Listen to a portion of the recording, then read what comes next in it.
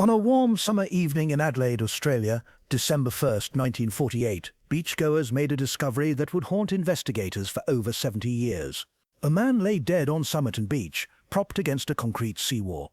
He was impeccably dressed in a suit and tie, his shoes polished to a mirror shine. He looked as though he had simply lain down to watch the sunset and never woken up. But this was no peaceful death. This was the beginning of one of the most perplexing mysteries in criminal history. The man had no identification. No wallet, no papers, nothing. Someone had methodically cut every single label from his clothing, his suit, his shirt, even his underwear. His fingerprints matched no records, his dental work matched no one. And when pathologists examined his body, they found something deeply disturbing. This man appeared to have been poisoned by a substance so rare, so sophisticated, that it left no trace. But the mystery was only beginning. Months after his death, investigators would discover a tiny scrap of paper hidden in a secret pocket in his trousers. On it were printed two words in Persian, Tamam shud. It is finished, it is ended. Those words had been torn from the final page of an extremely rare edition of a 12th century book of Persian poetry, and when police finally tracked down that book, they found something that would transform this case from a simple unidentified death into an international enigma, a code, an indecipherable sequence of letters that looked exactly like a wartime cipher, and a phone number that led to a woman who would take secrets to her grave. For 73 years, the identity of the Somerton man remained unknown. Was he a spy caught in the opening moves of the Cold War? A jilted lover who took his own life with poison? A smuggler who knew too much? Theories multiplied, but answers remained elusive. Then in 2022, modern DNA technology finally revealed his name, Carl Webb, an electrical engineer from Melbourne. But solving his identity didn't solve the mystery. It only raised more questions. Why was Carl Webb on that beach? How did he die? What was his connection to the mysterious woman who fainted when shown his death mask? And what secrets do those unbroken codes still hold? This is the story of the Somerton man, a mystery that spans decades, continents, and the darkest corners of Cold War intrigue. And even now, with his name finally known, the truth of what happened that December night remains frustratingly, hauntingly, just out of reach. Let me take you back to that summer evening in 1948. Adelaide was a peaceful coastal city, and Somerton Beach was a popular spot for evening strolls. At approximately 7 p.m. on November 30th, jeweller John Bain Lyons and his wife were walking along the beach when they noticed a man lying against the seawall, about 60 feet away. The man was well dressed, unusual for the beach. He wore a brown suit, white shirt and a tie. His shoes were brand new, polished to perfection. His legs were outstretched, feet crossed at the ankles. As the Lyons watched, the man raised his right arm upward, then let it fall limply back to the sand. Perhaps trying to smoke a cigarette, they thought, or perhaps just drunk. They weren't concerned. People sometimes drank too much and passed out on the beach. It was inconvenient, perhaps embarrassing, but not alarming. The Lyons continued their walk and thought nothing more of it. Half an hour later, another couple passed the same spot. They looked down at the man from above. They were on the seawall, looking down onto the sand. He was still in the exact same position, completely motionless now. The mosquitoes were thick that evening, buzzing around his face, but the man didn't move to swat them away. Still drunk, the couple assumed, and they too walked on. The next morning at 6:30 a.m. on December 1st, two teenagers riding horses along the beach made a discovery.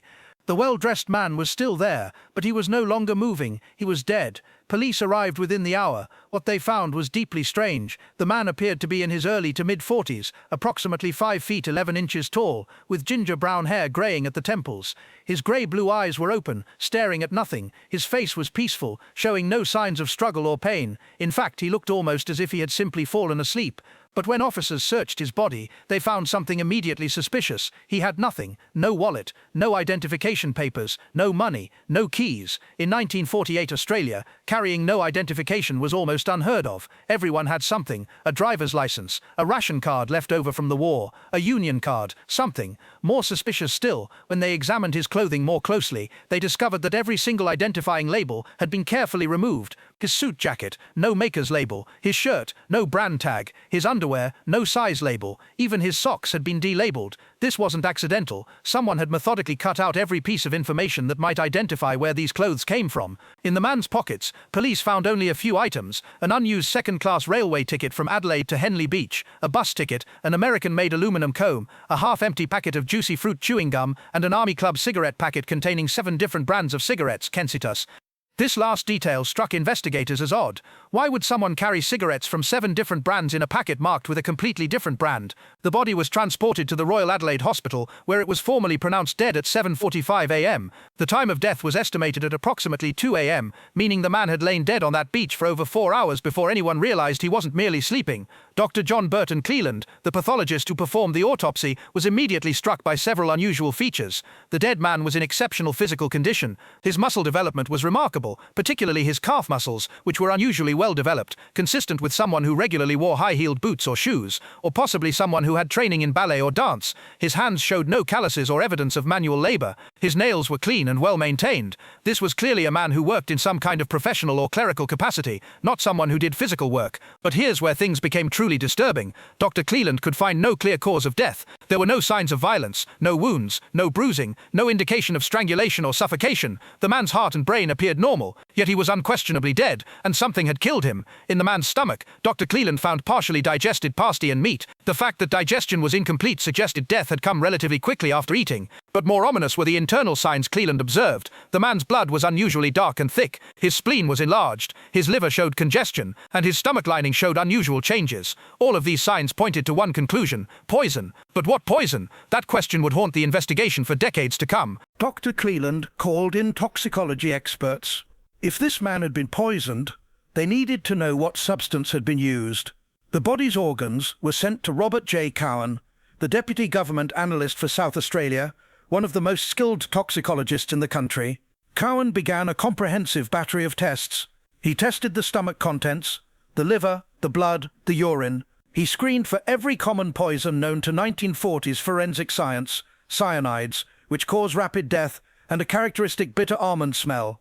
Barbiturates, commonly used in sleeping pills, alkaloids like strychnine, carbolic acid, arsenic, mercury compounds, every poison that typically showed up in murder or suicide cases. The results came back negative, negative, negative. Every test came back negative. Cowan was baffled.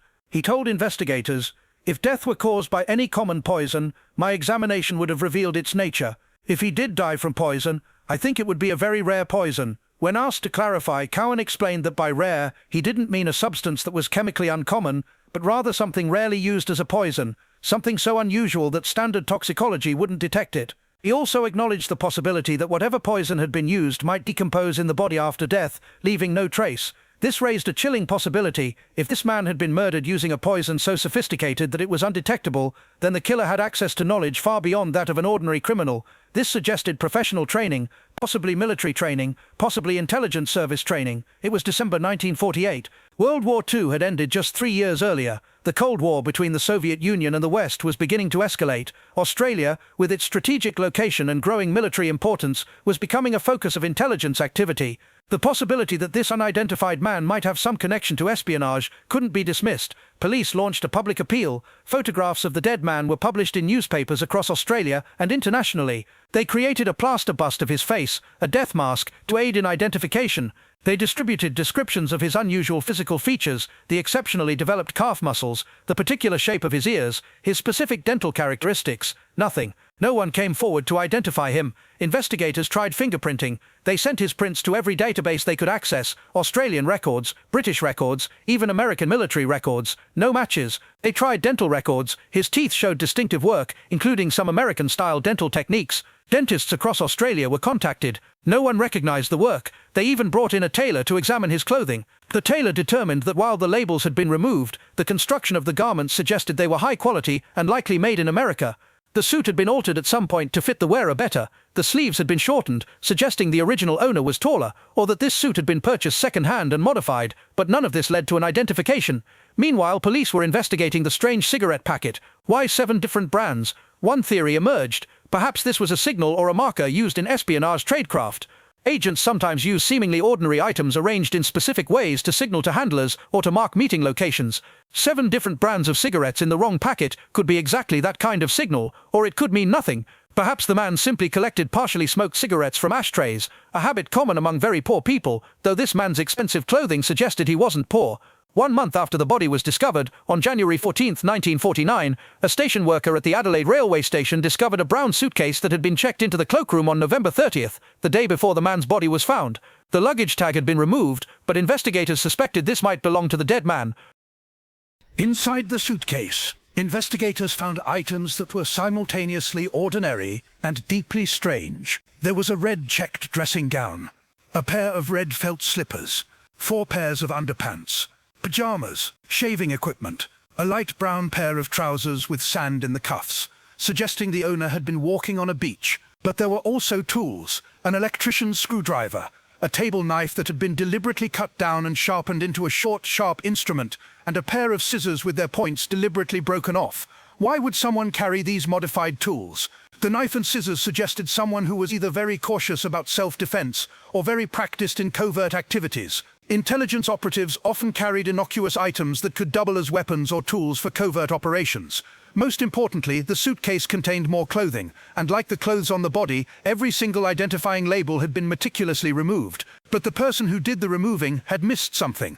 On one item, investigators found a name that hadn't been completely eradicated: T. Keane. On another item, they found variants: Keane and Keane. Police immediately searched records for anyone named T. Keane, or variations thereof, who might match the dead man's description. They found several T. Keanes in Australian records, but when they tracked them down, none were missing.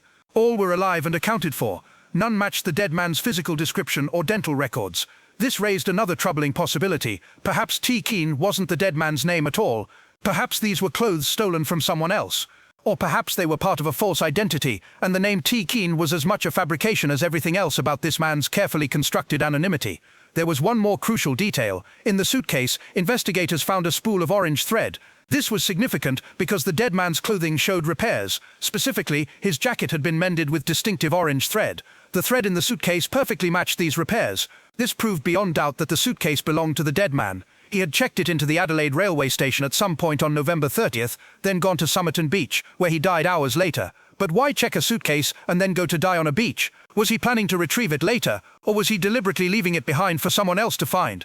Intelligence operatives sometimes used luggage drops as a way of passing materials to handlers. Could this have been a dead drop that went wrong?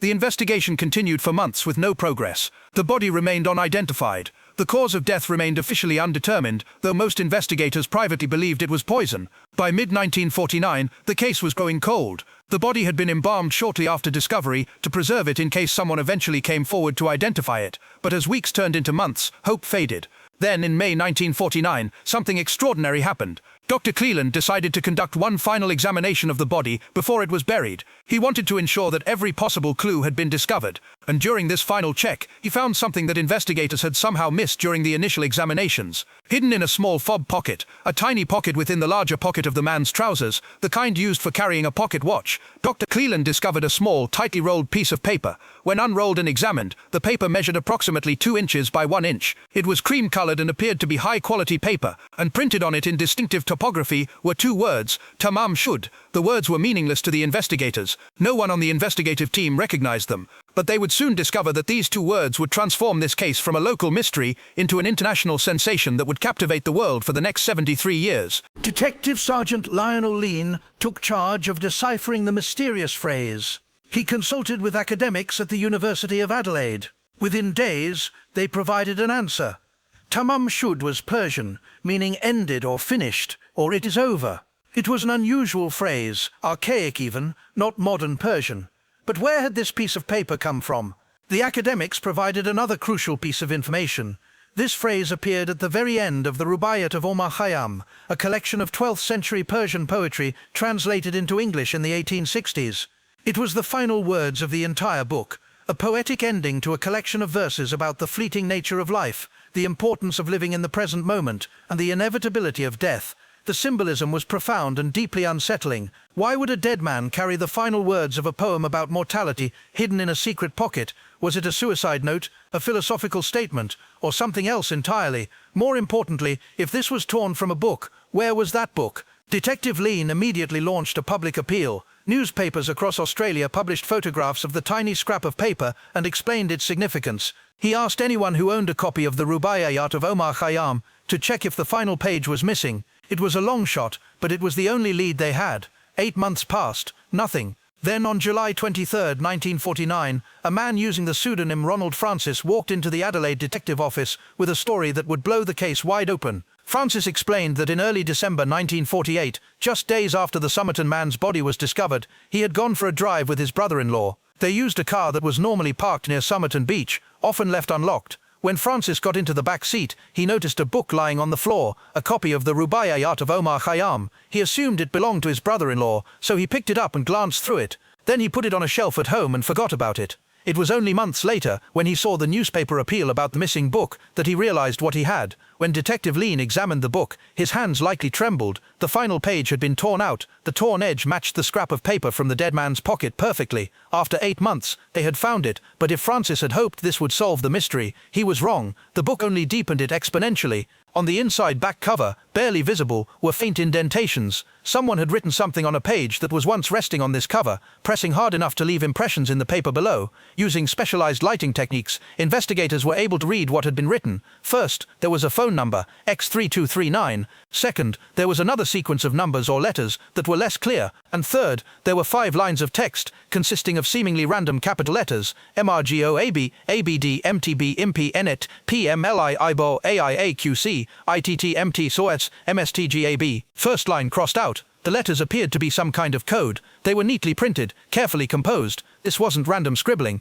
This was deliberate communication. But what did it mean? Intelligence experts were called in. Was this a book cipher? A substitution code? A transposition cipher? The number of letters in each line varied, ruling out some common encoding methods. There was no obvious pattern, no repeated sequences that might provide a clue to decryption. Cryptanalysts worked on the code for months, then years. To this day, no one has successfully decrypted it in a way that produces coherent, meaningful text that satisfies investigative authorities. But the phone number, that was something concrete. X3239 was a real telephone number in Adelaide in 1949. Investigators traced it immediately. It belonged to a house in Glenelg, a suburb very close to Somerton Beach. The house belonged to a woman named Jo Thompson, though she went by her maiden name in some records and her married name in others, adding to the later confusion about her identity. Thompson was a 27-year-old nurse, married with a young son. She lived a quiet, respectable life. When police arrived to question her, she insisted she knew nothing about the dead man. She had never met him, didn't recognize his description, had no idea why he would have her phone number. But investigators noticed something. When shown the plaster bust of the dead man's face, the death mask that had been made to aid identification, Jo Thompson's reaction was dramatic. She appeared shocked. Some accounts say she nearly fainted. Her face went pale, and she had to steady herself. Why would a woman who claimed not to know the dead man react so strongly to seeing his face? The police pressed Jo Thompson for answers. Her reaction to the death mask had been undeniable. She knew something. But Thompson was adamant. She did not know who this man was. She could not explain why her phone number was in his book. She had no connection to him whatsoever. However, she did admit to one strange incident. At some point in late 1948, she couldn't remember the exact date, an unknown man had come to her house asking for her by name. She wasn't home at the time, and the man spoke with her next-door neighbour instead, asking about her. The neighbour told the man when Thompson might return, but the stranger never came back. Thompson couldn't describe the man because she never saw him herself. Could this have been the Somerton man? Had he been looking for Jo Thompson in the weeks or days before his death? If so, why? Investigators dug deeper into Thompson's background and discovered something fascinating. In 1945, during World War II, Jo Thompson had worked as a nurse in a military hospital, and during that time she had met and had a romantic relationship with an Australian soldier named Alfred Boxall. Boxall was a serious poetry enthusiast. In fact, he owned a copy of the Rubaiyat of Omar Khayyam, and he had given a copy to Jo Thompson as a gift, inscribed with a personal message. When police tracked down Boxall, who was alive and living in Sydney, and examined his copy of the Rubaiyat, they found it was a different edition and still intact. It wasn't the book found in the car near Somerton Beach, but this revealed something crucial. Jo Thompson had a personal connection to this specific book of poetry. She knew it well, and if the Somerton man had her phone number written in a copy of the same book, it couldn't possibly be coincidence. There was another striking detail. Jo Thompson had a son, Robin, born in 1946. When investigators and later researchers examined photographs of Robin as he grew up, they noticed something remarkable. He had very unusual physical characteristics that closely resembled the Somerton man. Specifically, both had a rare genetic trait: ears with a distinctive shape, teeth with unusual spacing, and high calf muscles. These traits are hereditary. The probability of random strangers sharing multiple rare genetic markers is statistically very low. Could Robin be the Somerton man's son? Could the mystery man have been Jo Thompson's former lover, father of her child, who came to Adelaide to see her and died mysteriously on a beach just miles from her home? Jo Thompson refused to discuss the matter. When questioned by investigators over the years, and she was interviewed multiple times as the case remained open, she became increasingly evasive. Later investigators who spoke with her described her as either unwilling to talk or deliberately hiding something. In 2002, over 50 years after the Somerton man's death, researcher Jerry Feltus interviewed an elderly Joe Thompson. By then, she was in her 80s. Feltus came away convinced that Thompson knew exactly who the Somerton man was, but was choosing not to reveal it. Why? He could only speculate. Perhaps revealing the truth would expose an affair, perhaps it would endanger someone, perhaps she had been sworn to secrecy by someone intelligence services perhaps, and was keeping a secret even decades later. Joe Thompson's daughter Kate said publicly in a 2014 television interview that she believed her mother knew the dead man's identity but had taken that secret to her grave. Joe Thompson died in 2007 without ever publicly acknowledging any connection to the Somerton man, and that's how the case remained for decades, an unsolved mystery with tantalizing clues but no definitive answers. The Somerton man was buried in Adelaide's West Terrace Cemetery in June 1949, the funeral paid for by the South Australian Grandstand Bookmakers Association to save him from a pauper's burial. His grave marker read simply, "Here lies the unknown man who was found on Somerton Beach." For years afterward, fresh flowers appeared regularly on the grave. Police questioned a woman seen leaving flowers, but she claimed to know nothing about the case. Who was leaving these tributes? No one knew. The code remained unbroken. The cause of death remained undetermined. The identity remained unknown. And so the mystery of the Somerton man became one of Australia's most enduring unsolved cases, spawning countless books, documentaries, investigations and theories that grew more elaborate with each passing year. For 73 years, speculation about the Somerton man's identity and fate ran wild. Was he a spy? The timing seemed right. December 1948, the beginning of the Cold War.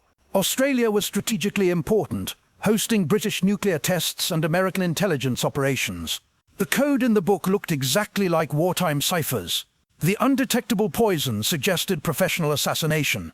The missing labels on clothing were consistent with espionage tradecraft. Some theorized he was a Soviet spy, poisoned by Western intelligence after being caught. Others suggested he was a Western agent, killed by the Soviets. The woman, Joe Thompson, might have been his handler, his lover, or both. The code might be information he was trying to pass before he died. But there were problems with the spy theory. Intelligence agencies typically recover the bodies of their agents, or at minimum identify them quickly to control the narrative. They don't leave mysterious corpses lying around generating publicity. And would a professional spy really carry a book with his contact's phone number written inside? Another popular theory suggested the Somerton man was a jilted lover who committed suicide. This explained Joe Thompson's dramatic reaction. Perhaps she had rejected him, and he poisoned himself near her home as a final message. The tamam shud it is ended could be seen as a farewell to life and love. The flowers on his grave might have been from Thompson herself, anonymously mourning a lost love. But suicide didn't explain everything. Why remove all the clothing labels? Why the modified tools in the suitcase? And if Thompson was the lost love, why wouldn't she just admit it after his death? There was no legal problem with having a past relationship. Some theorized organized crime. Perhaps the Somerton man was a smuggler or black marketeer. Post-war Australia had active black markets. Perhaps he knew too much or stole from the wrong people. Perhaps the code was related to gambling debts or smuggling operations. One researcher even suggested the letters might correspond to horse racing information, as bookies sometimes used codes. For decades, these theories circulated and evolved. Amateur detectives pored over every detail. Online communities formed, dedicated to cracking the code and solving the mystery. But no theory could account for all the evidence. Every explanation left something unexplained. Then came the breakthrough. In 1995, Derek Abbott, a professor at the University of Adelaide, heard about the case and became obsessed with solving it. Abbott was a physicist and electrical engineer, not a detective, but he brought scientific rigor to the investigation. Abbott realized that the plaster bust made of the Somerton man's face in 1949 might contain DNA. When plaster casts are made of corpses, sometimes hairs get trapped in the plaster. If even one hair remained, modern DNA technology might finally reveal the dead man's identity. Abbott convinced authorities to let him examine the bust, and he found what he hoped, several hairs embedded in the plaster. But DNA extraction from 70-year-old hairs is extraordinarily difficult. The DNA degrades over time. For years, Abbott and a team of geneticists worked on extracting usable DNA samples. Simultaneously, Abbott partnered with Colleen Fitzpatrick, one of the world's leading forensic genealogists. Fitzpatrick specialized in using DNA and genealogical records to identify unknown individuals. She had worked on cases ranging from war casualties to unidentified crime victims. Their plan was ambitious: extract DNA from the hair, sequence it, then build a massive family tree using genealogical records and DNA from living relatives. By finding people who shared genetic markers with the Somerton man, they could work backward through family trees until they identified him. It took years, Thousands of hours of work, building family trees with over 4,000 names, tracking down distant relatives, comparing DNA samples. But finally, in July 2022, 74 years after the Somerton man's death, Abbott and Fitzpatrick announced their conclusion. The Somerton man was Carl Charles Webb. Born in 1905 in Melbourne, Australia, he was an electrical engineer and instrument maker. He had disappeared from public records in April 1947, 18 months before his body was found on Somerton Beach. After 7 decades, the Somerton man had a name. The revelation that the Somerton man was Carl Webb solved one mystery but created countless new questions. Who was Carl Webb? What had happened to him in the 18 months between disappearing from Melbourne and dying in Adelaide? Why was he on Somerton Beach? How did he die? And most crucially, what was his connection to Joe Thompson? Researchers immediately began digging into Webb's background. They discovered he was born in Melbourne to English-born parents. He worked as an electrical engineer and instrument maker, which explained the tools found in his suitcase. The screwdriver and modified knife weren't spy equipment, but likely professional tools. Webb had a complicated personal life. He had been married in 1929, but the marriage didn't last. Records show he liked betting on horses, which might explain the mysterious code in the book. Some now theorize those letters could relate to horse racing codes or betting systems rather than espionage. Most intriguingly, Webb wrote poetry. He was known to compose his own verses. This explained his possession of the Rubaiyat of Omar Khayyam. It wasn't an espionage tool, but rather the possession of someone who genuinely loved poetry. But knowing Webb's identity doesn't answer the fundamental questions. Why did he come to Adelaide? Records show he bought a train ticket but never used it. He bought a bus ticket and rode to the beach. These were deliberate actions, not those of someone confused or lost. Did he come to see Joe Thompson? The evidence suggests they knew each other somehow. Her dramatic reaction to his death mask, her phone number in his book, the possibility that her son Robin shared Webb's rare genetic traits. But was he Robin's father? DNA testing might eventually answer that question, but as of now it remains speculation. How did Carl Webb die? That remains as mysterious today as it was in 1948. If it was poison, as most evidence suggests, who poisoned him? Was it suicide? Did he poison himself then calmly walk to the beach to die with a beautiful view? Or was it murder? Did someone slip him an untraceable poison, and he made it to the beach before collapsing? Some researchers believe Webb had undiagnosed health issues that could explain the unusual autopsy findings. Perhaps he wasn't poisoned at all but died of a rare medical condition that 1940s pathology couldn't identify. As for the code, it remains unbroken. Cryptographers have tried every conceivable method of decryption with no success. Perhaps it isn't a code at all. Perhaps it's personal shorthand or a poem, or random jottings that mean nothing. Or perhaps it's a code so sophisticated that 7 decades of analysis still haven't cracked it.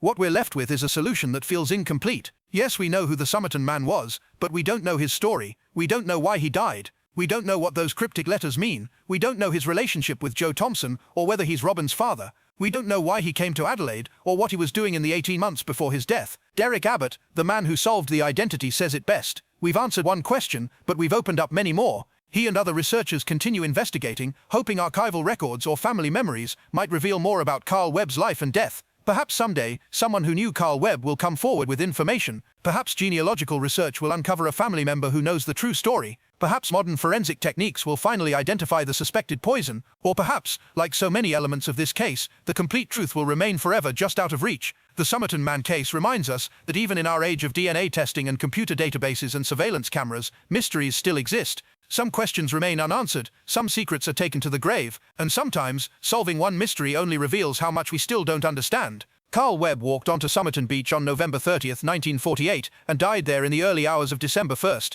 74 years later, we finally know his name, but his story, the whole truth of who he was, why he came, and what killed him, remains frustratingly, hauntingly incomplete. What do you think happened to Carl Webb? Was he murdered by someone who knew about undetectable poisons? Did he commit suicide after a failed romance? Was there an espionage connection we still haven't uncovered? Or was his death simply a tragic medical event that looked suspicious due to coincidences? Leave your theories in the comments below. I want to hear what you think that code meant, whether Joe Thompson really knew him, and why he removed all those clothing labels. If you enjoyed this deep dive into one of history's most fascinating mysteries, please subscribe to this channel. We investigate cases like this every week, unsolved mysteries, historical enigmas, and stories that challenge everything we think we know. Hit that like button to help other mystery enthusiasts find this video, and turn on notifications so you never miss an upload. Next week, we're investigating another case that baffled investigators for decades. Preview next mystery. You won't want to miss it. Until then, remember, some mysteries stay mysteries, even when we think we've solved them. Sometimes the questions are more fascinating than the answers. Thanks for watching.